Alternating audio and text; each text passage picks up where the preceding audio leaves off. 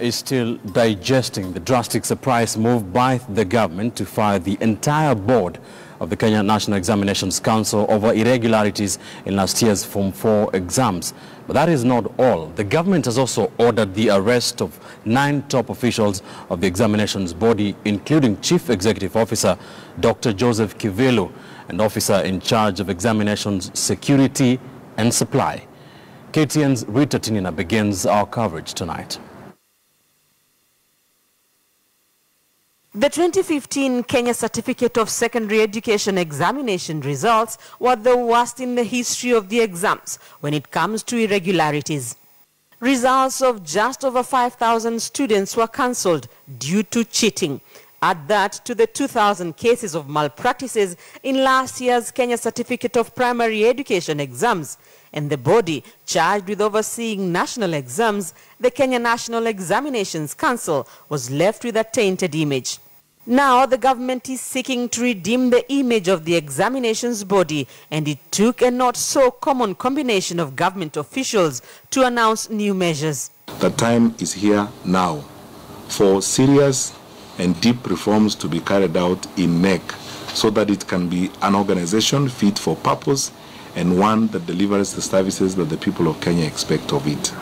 We want to restore the security and the credibility of this institution. For starters, the Kenya National Examinations Council Board, under whose tenure the 2015 national examinations were administered, has been sacked.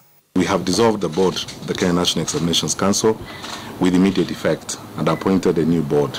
The terms and appointment of the board chairman, Professor Kabiru Kinyanjui, have been revoked.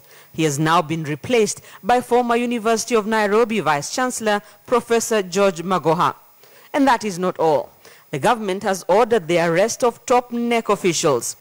Chief Executive Officer Dr. Joseph Kivilu, Senior Deputy Secretary in charge of examinations Ambia Nur, Maundu Mantenzawa, Deputy Secretary in charge of security Thomas Mackenzie, Principal Examinations Secretary Sarah Majani, Senior Deputy Secretary in charge of reprographics Bobby Nyaga Mwai, Senior Deputy Secretary Geoffrey Gitogo, Senior Deputy Secretary in charge of ICT Michael Ndua, Principal Supply Chain Management Officer, and Deputy Secretary Richard Mwangangi.